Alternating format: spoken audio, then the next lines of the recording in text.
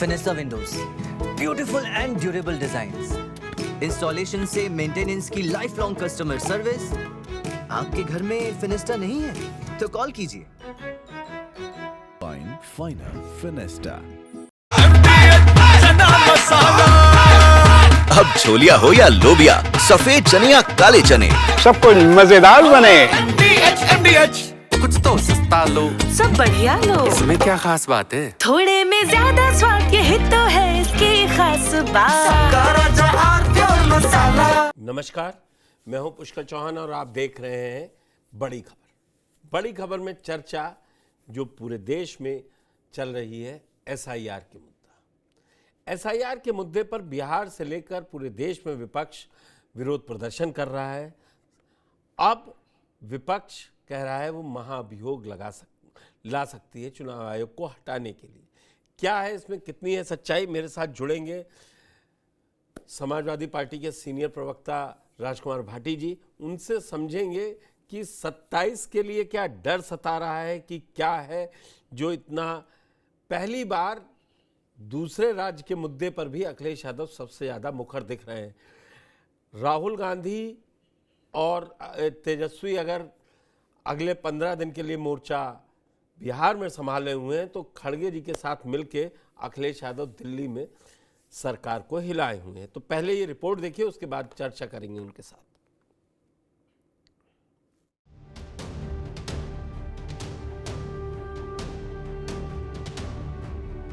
Election commission और BJP के बीच में पार्टनरशिप चल रही है कि भारतीय जनता पार्टी के इशारे पे ECI चलता है।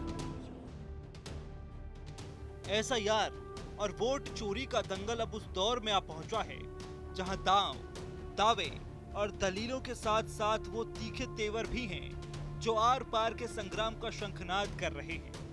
विपक्षी खेमे के आरोपों पर चुनाव आयोग ने जिस अंदाज में जवाब दिया उससे तकरार और बढ़ती दिख रही है। इंडिया गठबंधन अब चुनाव आयुक्त के खिलाफ महाभियोग का प्लान बना रहा है। अब आंकड़ों के अंक गणित में महाभियोग के पास होने का गणित भले ही कमजोर है, लेकिन विपक्ष का ऐलान ये कि हम दिखाएंगे अपनी शक्ति। हम बस उन्हें इतना ही कहना चाहते हैं कि अफसर आएंगे, अफसर जाएंगे, लेकिन जैसे हमारे आदरणीय खड़गे जी ने कहा आज सुबह, सदन हमेशा रहेगा।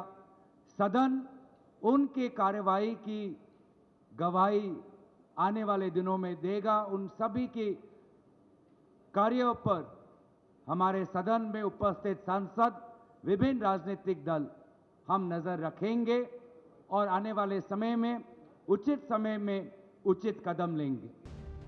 दिल्ली में इस मुद्दे पर दंगल सजा चुके राहुल गांधी बिहार में भी SIR और आयोग पर आक्रामक हैं। राहुल गांधी ने बीजेपी और चुनाव आयोग पर पार्टनरशिप तक का आरोप लगा दिया। इलेक्शन कमीशन और बीजेपी के बीच में पार्टनरशिप चल रही है। ये मिलकर वोट चोरी कर रहे हैं। इस बात से आप सहमत हैं? बिहार इस बात से सहमत है? ये आपका अधिकार है, संविधान आपको ये देता है। इसके लिए आप लड़े हो, आप मेहनत करते हो, और ये नरेंद्र मोदी, अमित शाह और इलेक्शन कमिश्नर मिलकर आपसे छीन रहे हैं। और मैं, तेजस्वी और यहां जो बाकी नेता खड़े हैं, हम उनसे कहना चाहते हैं कि हम आपको बिहार का एक वोट नहीं चोरी करने देंगे, एक वोट नहीं चोरी करने देंगे। समाजवादी पार्टी संग्राम में दिल्ली से लेकर उत्तर प्रदेश तक यलगार कर रही है। अखिलेश यादव जहां आयोग को 18,000 हलफनामे पर सबूत और रशीद दिखाकर निशाना साध रहे हैं, अखिलेश यादव का भी अंदाज ये कि अभी तो ये अंगड़ाई है। क्योंकि लगता तो ये है कि भारतीय जनता पार्टी के इशारे पे ECI चलता है। और 22 का जो अभी बाई इलेक्शन था वो तो ऐतिहासिक है। वो तो दुनिया को सीखना चाहिए कि डेमोक्रेसी कैसे चलती है। मैंने तो आपको भी निमंत्रण दिया था कि दिल्ली से पत्रकार आए और देखें यूपी में कितना निष्पक्ष चुनाव होता है। आप लोग आए नहीं, आप देख ही नहीं पाए निष्पक्ष चुनाव। मैं क्या कर सकता हूँ उसके लिए? अगर आप आए होते तो शायद आपने निष्पक्ष चुनाव देखा होता। वोट चोरी और जो एसआईआर का मुद्दा है, हम चाहते हैं कि जिस तरह से इलेक्शन कमीशन लगातार विपक्ष की बातों को नकार रहा है और जितनी सीरियसनेस दिखानी चाहिए थी इलेक्शन कमीशन को, जो नहीं दिखाई दे रही है, तो सबसे पहले तो हमें इन सवालों से जूझना है। सपा ने कल प्रदेश भर में एसआईआर के खिलाफ प्रदर्शन का ऐलान किया था।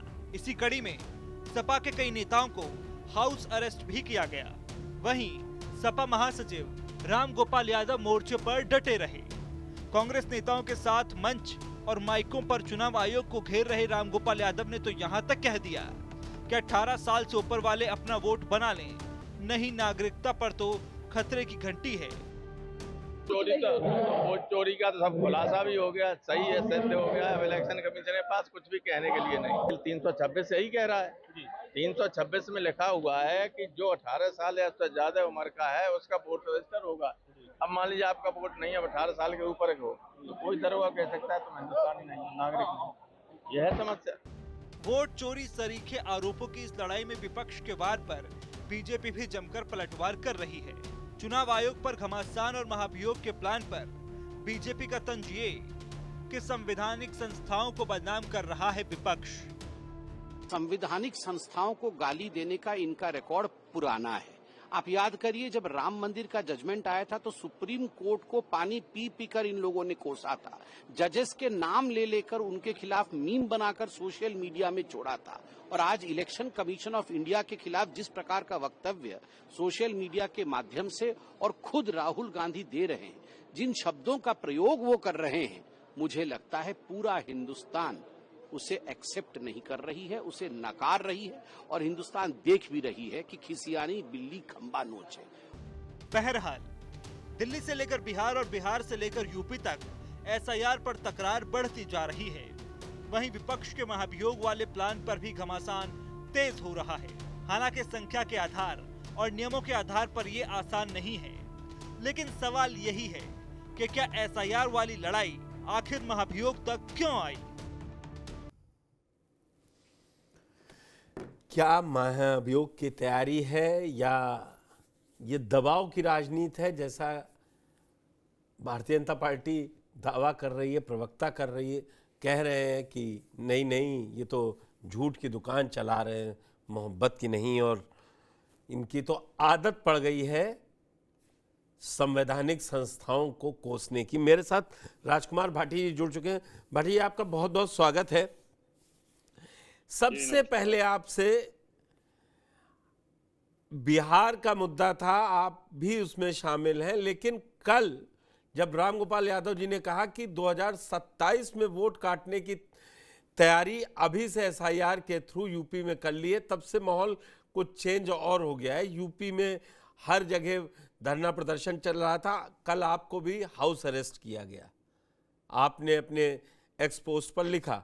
पहले उस बारे में बताइए, और फिर अखिलेश यादव इतना आक्रामक क्यों है? क्या वाकई में आपको लग रहा है कि वोट धर्म देख के, जाति देख के या आर्थिक स्थिति देख के काटे जा रहे हैं? चौहान साहब, आपने अपने शो के शुरू में एक जुमला बोला कि क्या विपक्ष के अंदर डर है। मैं इसी से शुरू करना चाहूंगा।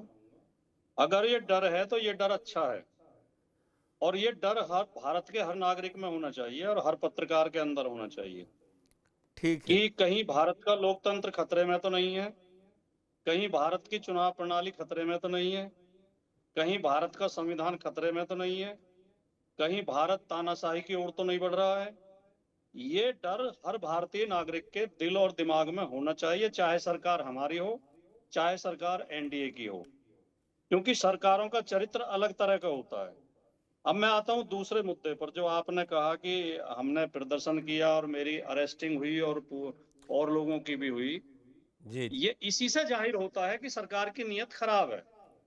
देखिए, विपक्ष ने, राहुल गांधी जी ने प्रेस कॉन्फ्रेंस करके कर्नाटक की एक विधानसभा के आंकड़े दिए कि इस विधानसभा में 1,250,000 वोटों की चोरी हुई है।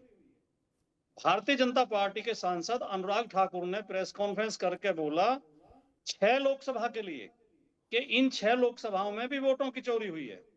यानी पक्ष भी आरोप लगा रहा है वोट चोरी का और विपक्ष भी आरोप लगा रहा है।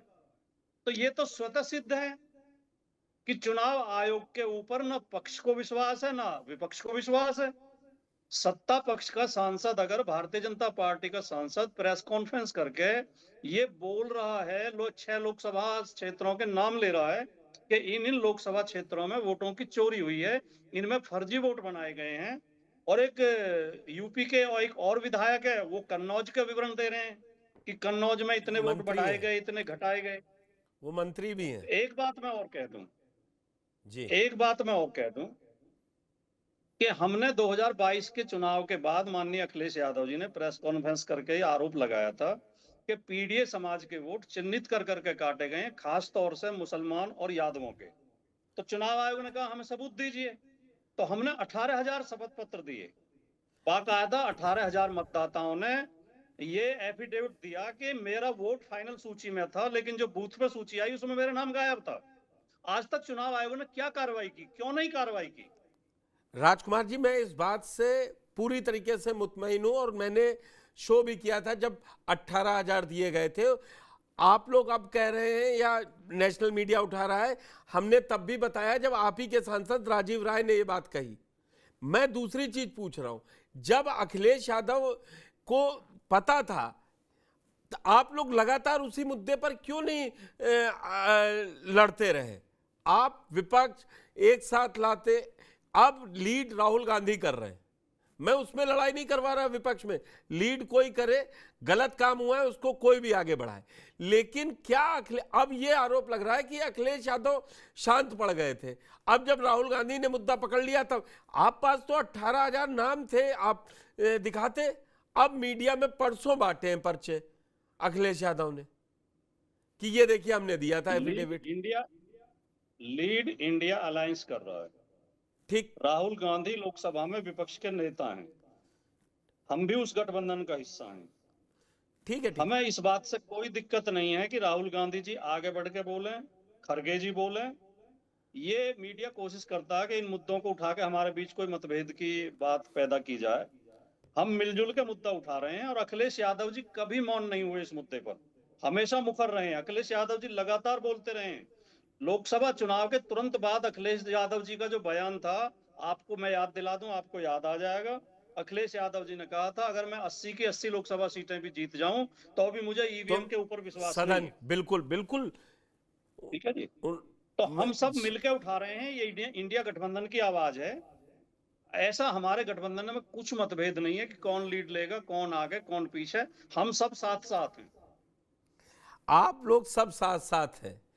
ज्ञानेश कुमार को आज ट्रोल भी किया जा रहा है, आप भी सोशल मीडिया पर एक्टिव रहते हैं। आपने देखा कि कहाँ उनके दामाद या उनकी बेटियां, सब चल रहा है, बड़े बड़े आपके सहयोगी दल के प्रवक्ता लगा रहे हैं। लेकिन दरअसल सरकार तो आप लोगों की सुन ही नहीं रही है, न किसी मुद्दे पे बात करने को तैयार है। ऐसे सिर्फ चिल्लाते रहने से फिर एक दिन शांत पड़ जाएंगे क्या? 17 दिन की ये वोट यात्रा के बाद बंद हो जाएगा? नहीं होगा। वो तो किसी फाइनल कंक्लूजन पे पहुंचने के लिए आप लोग क्यों नहीं तैयारी कर रहे हैं? पुष्कर चौहान जी, चिल्लाते रहने से दुनिया में बड़े बड़े परिवर्तन हुए हैं। चिल्लाते रहने से ही देश छोड़ के अंग्रेजों को भागना पड़ा। चिल्लाते रहने से ही 1975 में लगाई गई इमरजेंसी इंदिरा जी को हटानी पड़ी और इंदिरा जी चुनाव हारी। चिल्लाते रहने से ही इन वोट चोरों का भी सफाया होगा। लोकतंत्र में चिल्लाना बहुत जरूरी है, इसे नेगेटिव, नकारात्मक परिप्रेक्ष्य में कभी भी नहीं लेना चाहिए। लोकतंत्र में बोलना, नारे लगाना, चोरों के खिलाफ, चोरी के खिलाफ आवाज उठाना, चोरी को रोकने के लिए आवाज उठाना, ये एक गर्व का विषय है, ये कोई शर्म का विषय नहीं है। जिसे आप चिल्लाना कहते हैं वो हमारा मिशन है। मैंने चिल्लाना शब्द नहीं, मैं कह रहा हूं कि आप लोग सिर्फ विरोध प्रदर्शन कर रहे हैं, उसको लॉजिकल एंड तक कैसे पहुंचेगा आप ये बताइए ना। हाँ, मैं बताता हूँ। एक आपने ज्ञानेश कुमार जी का नाम लिया। राजीव कुमार जी के जमाने से ही चुनाव आयोग की जो साख है वो मिट्टी में मिल चुकी है। चुनाव आयोग आज बीजेपी के प्रकोष्ठ की तरह काम करता है। चुनाव आयुक्त बीजेपी के प्रवक्ताओं की भाषा बोलते हैं। शायद आपको इस बात पे चिंतन मनन करना चाहिए और ये सवाल कहीं ना कहीं पूछना चाहिए जिम्मेदार लोगों से कि बिहार में जो एसआईआर हो रही है, चुनाव आयोग को क्या दिक्कत थी उसमें आधार कार्ड और वोटर कार्ड को शामिल करने में? जब सुप्रीम कोर्ट ने हस्तक्षेप किया तब शामिल किया। चुनाव आयोग को क्या दिक्कत थी उन 55 लाख लोगों के 65 लाख लोगों के नाम बताने में जिनके नाम हटाए गए हैं वोटर लिस्ट से? चुनाव आयोग ने मना कर दिया। अब तो सुप्रीम कोर्ट से आ गया ना कि नाम डाल दीजिए। सर सुप्रीम कोर्ट के मैं ये पूछ रहा हूँ, मैं आपसे ये पूछ रहा हूँ, आप एक सजग पत्रकार हैं, विद्वान पत्रकार हैं, आप ईमानदारी से दिल की आवाज से बताइए, क्या चुनाव आयोग को ये पहले दिन ही नहीं मान लेनी चाहिए थी? इसमें चुनाव आयोग की क्या बहस खुल रही थी? चुनाव आयोग के घर से कुछ जा रहा था? अगर विपक्ष ने मांग की थी कि हमें सूची दी जाए किन लोगों के नाम हटाए गए हैं, उनके कारण बताए जाएं और हमें रीडेबल इलेक्ट्रॉनिक वोटर लिस्ट दी जाए, ये चीजें, इन चीजों के लिए सुप्रीम कोर्ट को हस्तक्षेप क्यों करना पड़ा? तो क्या चुनाव आयोग की नीयत पर संदेह पैदा नहीं होता? क्या चुनाव आयोग की नीयत पर संदेह पैदा नहीं होता? अगर सुप्रीम कोर्ट ने हस्तक्षेप न किया होता तो चुनाव आयोग हमें अभी भी सूची नहीं देता। तो क्या चुनाव आयोग धांधली करना चाह रहा है एक पार्टी के लिए? क्या चुनाव आयोग की नीयत खराब है? ये मैं आपकी बात से काउंटर करूं, आप तो खुद ही कह रहे हैं पक्ष और विपक्ष दोनों चुनाव आयोग पर सवाल उठा रहे हैं, तो बैटिंग किसके लिए कर रहा है? देखिए सुनिए, इससे तो अब बात तो चुनाव आयोग के खिलाफ हो रही है, नहीं, बात तो चुनाव आयोग की नीयत पे हो रही है। नहीं, विश्वास नहीं है, आपने ये सवाल पूछा, तो क्या आप महाअभियोग लाएंगे? तो ये संदेह जी, क्या इंडिया गठबंधन महाअभियोग लाएगा ज्ञानेश कुमार जी को हटाने के लिए? नहीं, ये तो बड़े नेता तय करेंगे, लेकिन जो चर्चा आप तक पहुंची है वही चर्चा हम भी सुन रहे हैं, क्योंकि हम उस कमेटी में या उस मीटिंग में तो बैठते नहीं है जहां निर्णय लिया जाता है। हम तो प्रवक्ता, जो आपको पता है वो भाटी जी किसी को नहीं पता है। आज अखिलेश यादव जी ने करी ना तारीफ आपकी, उन्होंने कहा भाई ऐसा तो कोई प्रवक्ता ही नहीं है हमारी पार्टी में दूसरा जो काउंटर कर सके, तो इसीलिए मैंने आपको आज आमंत्रित किया था। नहीं, वो हमारे नेता का व्यक्तित्व है, वो कार्यकर्ताओं को बहुत उत्साहवर्धन करते हैं, उनकी प्रशंसा समय समय पर करते हैं, मेरी नहीं बाकी लोगों की भी करते रहते हैं। और ये नेता के अंदर एक गुण होना भी चाहिए कि अपने कार्यकर्ताओं से ही तो पार्टी चलती है। तो इस बारे में तो ईमानदारी से मुझे कोई सटीक जानकारी नहीं है, लेकिन सटीक जानकारी नहीं, आपकी समझ क्या कहती है? आपकी समझ क्या कहती है उस पे कि अब हटना चाहिए ज्ञानेश कुमार जी को? आएगा, मेरी समझ ये कहती है कि अविश्वास प्रस्ताव आएगा और आना चाहिए, क्योंकि ज्ञानेश कुमार विश्वास खो चुके हैं, देश की जनता का विश्वास खो चुके हैं, देश के विपक्ष का विश्वास खो चुके हैं। और अगर अनुराग ठाकुर की बात पे विश्वास किया जाए तो सत्ता पक्ष का भी विश्वास खो चुके हैं। जैसे या तो आप अनुराग ठाकुर झूठ बोल रहे थे, दिल पे हाथ रख के अभी मुझसे पूछ रहे थे ना, अनुराग ठाकुर ने ही सेल्फ गोल कर लिया, इसीलिए उनको ज्ञानेश कुमार को आना पड़ा। अब ये तो देखो, अब ये तो आपको उनसे ही ये तो या तो अनुराग ठाकुर से सवाल पूछना चाहिए ज्ञानेश कुमार, लेकिन हमने तो ये सुना है नहीं कि अनुराग ठाकुर ने कहा कि 6 लोकसभा सीटों में वोटों की चोरी हुई है। असीम अरुण मंत्री हैं, वो भी कह रहे हैं। हाँ जी, हाँ जी, हाँ जी, हाँ जी। वो तो नाम लेके आपके अध्यक्ष का कह रहे हैं, वो तो आपके अध्यक्ष का नाम लेके कह रहे हैं कि उन्होंने कटवा दिए मेरे वोटर। नहीं, विपक्ष कैसे कटवा सकता? देखिए, मैं आपको एक सीधा सा जो उन्होंने अमित शाह ने एक जुमला बोला था नहीं लोकसभा में कि क्रोनोलॉजी समझिए। हाँ। एक क्रोनोलॉजी आप समझिए। लोकतंत्र की पहली शर्त है फ्री एंड फेयर इलेक्शन, स्वतंत्र और निष्पक्ष चुनाव। स्वतंत्र और निष्पक्ष चुनाव कराने की जिम्मेदारी चुनाव आयोग की। भारत के इतिहास में चुनाव आयोग इतने सवालों के घेरे में कभी नहीं रहा, इतने संदेहों के घेरे में कभी नहीं रहा जितना आज है। तो ये भारत के लोकतंत्र के लिए एक चिंता की बात तो है ही है। अगर ज्ञानेश कुमार के अंदर जरा सी भी नैतिकता हो, उन्हें तो इस्तीफा देकर घर चले जाना चाहिए, देश के लोकतंत्र की रक्षा के लिए, देश के विश्वास बहाली के लिए। ये ज्ञानेश कुमार का कोई व्यक्तिगत काम थोड़ी है, ये देश का काम है। देश की जनता का अगर विश्वास उठ जाएगा संवैधानिक संस्थाओं से तो देश में अराजकता हो जाएगी।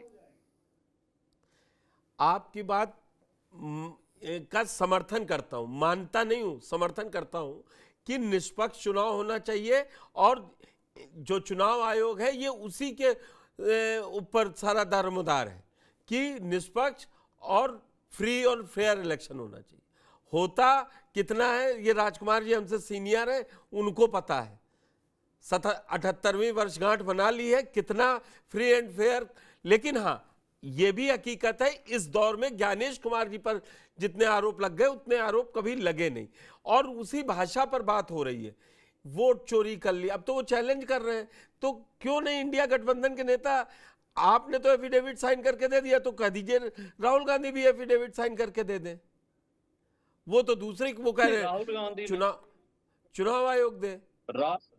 राहुल गांधी ने जो आंकड़े पेश किए, जो तथ्य पेश किए हैं, वो सारे चुनाव आयोग के डॉक्यूमेंट से लिए गए, चुनाव आयोग की वोटर लिस्ट से लिए गए हैं। अगर एक महिला का 4 जगह वोट है तो वो चुनाव आयोग की वोटर लिस्ट में मौजूद है। अगर एक मकान में 80 वोट हैं तो चुनाव आयोग की वोटर लिस्ट में मौजूद है। इसमें किसी को शपथ पत्र तो छोड़िए, शिकायती पत्र देने की भी जरूरत नहीं है। ये तो चुनाव आयोग की ड्यूटी बनती है कि इसकी जांच करे और दोषी लोगों के खिलाफ कार्रवाई करे कि एक कमरे के मकान में 80 वोट कैसे बन गए, और वो वोट अलग अलग जाति धर्म के लोगों के हैं। और अब चुनाव आयोग दूसरी झूठ बोल रहे हैं, दूसरा झूठ बोल रहे हैं कि जिनके मकान नहीं होते उनका मकान नंबर 0 लिख दिया जाता है। तो कम से कम जिस मकान में वोट बनाए हैं आपने, उस मकान मालिक को तो पता होना चाहिए कि मेरे मकान में वोट बने, और वो आदमी मिलने तो चाहिए। जब उनका भौतिक सत्यापन किया गया तो वो आदमी थे ही नहीं उस नाम के, तो फिर वो वही तो हो रहा, 65 लाख नाम वही तो काटे उन्होंने। फिर आप लोग इतना हंगामा क्यों? नो सर इसे समझिए। नहीं वही हाँ, मेरे साथ साथ दर्शकों को भी समझाइए। सर ये तो वोट 65 लाख कटने के बाद जो फाइनल सूची जारी की है, उस सूची से लिए गए हैं ये नाम और वगैरह। तो जो नहीं, ये तो जो राहुल गांधी को बंडल के बंडल उन्होंने दिखाए, वो भी पिछले इतवार बड़ा देखा गया। वो जो कर्नाटक की विधानसभा है वो पुरानी सूची है। कर्नाटक में तो एसआईआर चल नहीं रही है। कर्नाटक की जो विधानसभा सूची है वो बंडल के बंडल आप उसका जिक्र कर रहे हैं। बाकी जो बिहार की जो फाइनल सूची आई है उसमें कुछ लोग अपने आई कार्ड लेके घूम रहे हैं कि मैं जिंदा हूं, मुझे मेरा दिखा दिया गया है। हाँ, उनके साथ कुछ नाम उनमें ऐसे हैं आपके गठबंधन के नेता। मैं जो आपने एक सवाल पूछा था बीच में चुनाव आयोग की विश्वसनीयता पे, मैं मुझे 2-2.5 मिनट का अगर समय दें तो मैं आपको एक थोड़ा सा बात कहना चाहता हूँ समझाने के। उत्तर प्रदेश पे 2 सवाल आपसे जरूर पूछूंगा क्योंकि समय मैंने आपसे आधे घंटे का नहीं, तो जैसा आप ठीक समझा, अगर चाहें तो मैं वो बात पूरी कर दूं या चाहें तो आप सवाल पूछें। आप पहले बात पूरी कीजिए। आप पहले बात। मैं कहना ये चाहता हूं कि मैं 1985 में अपने गांव के बूथ पे पहली बार एजेंट बना था चुनाव का, और 1985 के बाद हर चुनाव में मैं एक्टिव रहा हूं। 4 बार मैं खुद चुनाव लड़ा हूं, या तो मैं चुनाव लड़ा हूं या मैंने जो चुनाव लड़ा है उसका मैं चीफ इलेक्शन एजेंट रहा हूं। कभी किसी चुनाव में ऐसा संदेह नहीं होता था, चाहे हम पक्ष में हो विपक्ष में हो, एक विश्वास होता था राजनीतिक कार्यकर्ताओं में कि हम चुनाव अधिकारी से जाके शिकायत करेंगे, वो हमारी तुरंत सुनेंगे, और ये होता भी था। या कोई दिक्कत होगी हम पुलिस से शिकायत करेंगे, पुलिस हमारी से कह देंगे वो। लेकिन आज पुष्कर जी हालत ये है, आज कोई नहीं सुनता, आज किसी को विश्वास नहीं है कि हम जाके शिकायत करेंगे। उत्तर प्रदेश के उपचुनाव में हमने उत्तर प्रदेश के चुनाव आयुक्त को लिखित लेटर दिया कि पुलिस आईडी चेक करती है और पुलिस वोट नहीं डालने देती। चुनाव आयुक्त ने लेटर जारी किया कि पुलिस को आईडी चेक करने का कोई अधिकार नहीं है। फिर भी जो 9 सीटों पर उपचुनाव हुआ था, आपने भी देखा होगा, जगह जगह पुलिस आईडी चेक कर रही थी और लठ मार मार के लोगों को भगा रही थी, और एक दरोगा ने पिस्टल तान रखी थी महिलाओं को। इतिहास भी रच दिया मीरापुर में कि चुनाव चलते वक्त पुलिस अधिकारी सस्पेंड किए गए। इस बार जो समाजवादी पार्टी ने किया, मैं मानता हूं, मैं बढ़ के कह रहा हूं, इस बार समाजवादी पार्टी ने जो सक्रियता दिखाई उपचुनाव के दौरान, ये पहली बार होगा कि वोटिंग होते समय पुलिस अधिकारी सस्पेंड हो गए हों। खुद अखिलेश यादव उसमें एक्टिव दिखाई दिए, ये था। लेकिन उत्तर प्रदेश में जैसा रामगोपाल यादव जी ने कहा, आपके महासचिव हैं, कि पहले से ही तैयारी कर ली। ये कैसे आपको मालूम है कि पहले से तैयारी है और सिर्फ समाजवादी पार्टी के ही वोट कटेंगे? मतलब मैं समझना चाह रहा हूं, मतलब नेता लोग तो बोलते हैं तो मैंने वो समझना चाहता हूं आपसे। सर, चुनाव आयोग और भारतीय जनता पार्टी के ये 8-10 जाने पहचाने फॉर्मूले हैं जिन्हें चुनाव में प्रयोग करते हैं, चुनाव में धांधली करने के लिए। चुनाव में बेईमानी करने के लिए। नंबर 1 ये अपनी फर्जी वोट बनवाते हैं। नंबर 2 विपक्ष के वोट कटवाते हैं। नंबर 3 ये पोलिंग वाले दिन जहां जहां विपक्ष के वोट ज्यादा पड़ रहे होते हैं वहां मतदान धीमा कर देते हैं, पुलिस लगा के मतदाताओं को भगा देते हैं। नंबर 4 ये काउंटिंग में बेईमानी करते हैं। नंबर 5 ईवीएम खराब कर देते हैं, वीवीपैट की गिनती करते हैं और वो वीवीपैट में पहले ही उन्हें बदल चुके होते हैं। और छठा ये भी है कि कई बार ये जीते हुए कैंडिडेट को न देकर सर्टिफिकेट हारे हुए कैंडिडेट को दे देते हैं, जो फर्रुखाबाद में हुआ उत्तर प्रदेश में। जीता समाजवादी पार्टी का कैंडिडेट था, जीत का सर्टिफिकेट दे दिया बीजेपी के कैंडिडेट को। तो ये इनके जाने पहचाने फॉर्मूले हैं, इस फॉर्मूले को ये हर चुनाव में आजमाते हैं।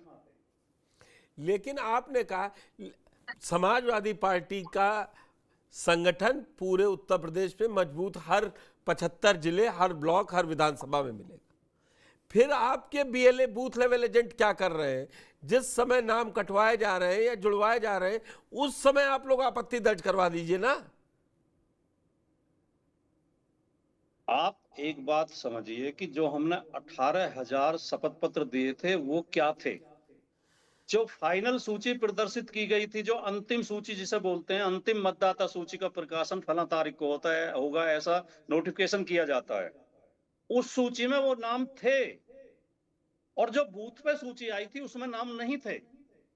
तो जब अंतिम सूची में हमने नाम देख लिया तो बीएलए क्या करेगा? सूची में तो नाम है, तो कोर्ट चले जाइए फिर, जैसे इसमें गए। तो अलग बात है कि बाद में क्या नहीं, ये तो बाद की बात है कि मकान मालिक को क्या करना चाहिए। पहले तो तथ्य ये है कि चोरी तो हो गई, अब मकान मालिक को पुलिस में जाना चाहिए कि कोर्ट में जाना चाहिए कि कहाँ शिकायत करनी चाहिए, ये तो आपके सुझाव बाद के हैं। लेकिन बात तो चोरी की हो रही है। नहीं, चोरी तो हो गई नहीं, और चोरी कोतवाल की मिलीभगत से हुई है। चोरी खाली चोरों ने नहीं की है, कोतवाल की मिलीभगत से चोरी हुई है। सवाल ये तो लड़ाई 27 में वोट चोर का आरोप लगाने वाले चुनाव आयोग से है कि योगी जी के विकास से है, या 2012 से 17 के बीच में आपने जो विकास किया उसके सहारे लड़ेंगे, या जो मॉडल आप आजकल अखिलेश यादव जो मॉडल बता रहे हैं कि बीजेपी में चल रहा है उससे?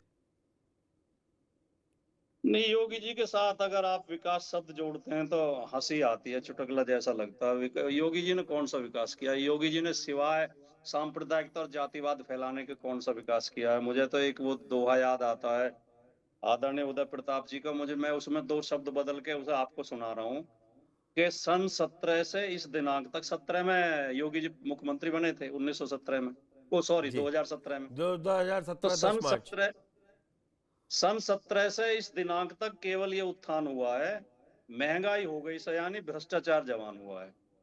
योगी जी के शासन में तो केवल सांप्रदायिकता और जातिवाद का विकास हुआ है। और योगी जी ने कौन से विकास के झंडे गाड़े हैं? 2-3 वो एक्सप्रेस वे बनाए, उनमें महाभ्रष्टाचार है, वो टूट रहे हैं, उनमें एक्सीडेंट हो रहे हैं, रोजाना लोग मर रहे हैं। अखिलेश जी ने एक एक्सप्रेस वे बनाया था आगरा से लखनऊ, उसमें आज तक कोई शिकायत नहीं है। आप जाकर देखे, इतना शानदार एक्सप्रेस वे है। जहां जहां बिजली घर जो बनाए थे, जो बिजली मिल रही है उत्तर प्रदेश को, सारे अखिलेश जी के बनाए हुए हैं। योगी जी ने कौन सा बिजली घर बनाया? अखिलेश जी ने एम्बुलेंस दी थी, अखिलेश जी ने 100 डायल दी थी, अखिलेश जी ने मेट्रो दी थी 5 शहरों को। इसीलिए तो मैं पूछ रहा हूं कि मैंने उस मॉडल का नाम नहीं लिया था, आखिरी में कहा था जो अखिलेश जी कह रहे हैं कि ये धर्म की राजनीति करते हैं, आपने धीमे, तो फिर इससे कैसे लड़ेंगे? आपने बता दिया इस प्रदेश को बिजली आपने दी, इस प्रदेश को एक्सप्रेसवे आपने दिए, सब आपने दिया, लेकिन जीत कौन रहा है? सर, मुझे आपत्ति है इस शब्द पे। धर्म की राजनीति नहीं करते हैं। धर्म बहुत अच्छा शब्द है, धर्म एक पॉजिटिव शब्द है। सांप्रदायिकता की राजनीति करते हैं। धर्म की राजनीति जो करेगा वो तो कभी दंगे फसाद कर ही नहीं सकता, वो तो कभी झूठ बोलेगा नहीं, वो तो कभी धमकी देगा नहीं, मिट्टी में मिलाने की बात करेगा नहीं, गर्मी निकालने की बात करेगा नहीं। जो धार्मिक व्यक्ति होगा, धार्मिक व्यक्ति तो बहुत सहिष्णु, उदार, प्रेमी स्वभाव का होता है, मिलनसार होता है, सत्य के मार्ग पर चलने वाला होता है। जो एएनआई के उससे कैमरामैन से बोला गया था, वो कोई धार्मिक व्यक्ति नहीं बोलता है। तो ये धर्म की राजनीति नहीं करते, सांप्रदायिकता की राजनीति करते। आपसे इस लेवल वाली कहां आपसे बातचीत करते? पूजा पाल पे अगर आप बोलना चाहें, इस समय बताया जा रहा है कि अखिलेश की टाइमिंग गलत हो गई निकालने की। निकालना था तो 24 में निकाल लेते, निकालना था तो 24 फरवरी में निकाल लेते, जून में निकालते। अभी आप पीडीएफ आपके ऊपर मतलब आरोप लग रहा है कि अल्पसंख्यकों के लिए पिछड़ों को छोड़ दिया। मैं सीधा सवाल आपसे पूछ रहा हूं। नहीं, हम तो किसी को भी नहीं छोड़ते। हम तो ब्राह्मण, राजपूत, वैश्य, पिछड़ा, दलित, अल्पसंख्यक सबसे उतना ही प्यार करते हैं, सबका आदर करते हैं। उत्तर प्रदेश में 2 विधायकों की हत्या हुई थी, एक की नहीं हुई थी। पूजा पाल के पति की हुई थी तो एक दूसरी विधायक के पति की भी हत्या हुई थी। उनके पति को तो इन्होंने समय से पहले रिहा कर दिया जेल से। उन्हें तो आजीवन कारावास की सजा हुई थी, वो भी पूरा नहीं होने दी। अब वो उसमें तो अगर कोर्ट से उन्होंने लगाया कि इनका आचरण अच्छा है तो चेंज हो जाए। वो तो कोर्ट से नहीं हुआ सर, सरकार ने किया है। हाँ, सरकार ने बताया उनका आचरण अच्छा है, सजा सुना देता है। उन्होंने बताया। तो मैं वही तो अंतर बता रहा हूँ। एक हत्यारे को तो इस समय से पहले रिहा कर देते हैं। एक हत्यारे के प्रति तो इनके मन में प्रेम है, दूसरे के प्रति नफरत है, दूसरे को मिट्टी में मिला देते हैं। उदयभान करवरिया आज तो रिलीज नहीं हुए। आपको ये मुद्दा उस दिन उठाना चाहिए था, आप तो सजग प्रवक्ता थे। नहीं, हमने उस समय भी उठाया था। इस लेवल पे नहीं उठा जो इस समय आप सोशल मीडिया देख लीजिए। पूजा पाल आप पर आरोप लगा रही है कि मैं पिछड़े वर्ग से आती हूँ, पाल समाज से हूँ, इसलिए मेरे साथ ऐसा हो रहा है। पिछड़े वर्ग से तो फूलन देवी भी आती थी, जो जमाने की सताई हुई महिला थी, उसको भी सम्मान देने का काम समाजवादी पार्टी ने दिया था। सवाल ये नहीं है। और अगर पूजा पाल को योगी जी इतने बढ़िया लग रहे थे, बीजेपी इतनी अच्छी लग रही थी, तो बीजेपी से चुनाव लड़के विधानसभा में आती नहीं। इनके पति की हत्या तो उससे पहले हो चुकी थी। अगर समाजवादी पार्टी के प्रति कोई संदेह था तो समाजवादी पार्टी की टिकट पे क्यों लड़ी थी? ये राजनीति है, केवल उनसे कहलवाया गया है। वो सीधी महिला है, उनसे कहलवाया गया है। तो वापस भी आएंगे तो ले लेंगे जी। 27 में अगर आती हैं, कहती हैं गलती से निकल गया और मैंने तो मेरे स्तर का मामला नहीं है जी। ये इस तरह के निर्णय मेरे स्तर पर नहीं होते। मगर आप जैसे छोटे कार्यकर्ता, मैं आपकी भाषा में बोल लूं, आप जैसे छोटे कार्यकर्ता भी तो अध्यक्ष जी के पास बात पहुंचाएंगे अपने आखिरी में। वो नहीं तो जो बात हम पहुंचाएंगे वो बात हम चैनल पर डिस्कस नहीं करेंगे। चलिए ठीक है। राजकुमार जी ने साफ कहा कि कुछ चीजें चैनल पे डिस्कस नहीं होती, वो अपने अध्यक्ष से बता लेंगे। लेकिन एसआईआर के मुद्दे पर वो उनका भी स्टैंड वही है कि ज्ञानेश कुमार ने बहुत ही ज्यादा अति कर दी है, तो अब उनको हटना चाहिए। और उनकी समझ से है कि उनके खिलाफ अविश्वास प्रस्ताव आएगा। राजकुमार जी, आप हमारे साथ जुड़े, इसके लिए बहुत बहुत धन्यवाद। तो एसआईआर के मुद्दे पर सरकार को घेरने के लिए विपक्ष रोज नए और मजबूत दावे कर रहा है, लेकिन सरकार की तरफ से यह कहा जा रहा है कि ये संवैधानिक संस्थाओं पर हमला है।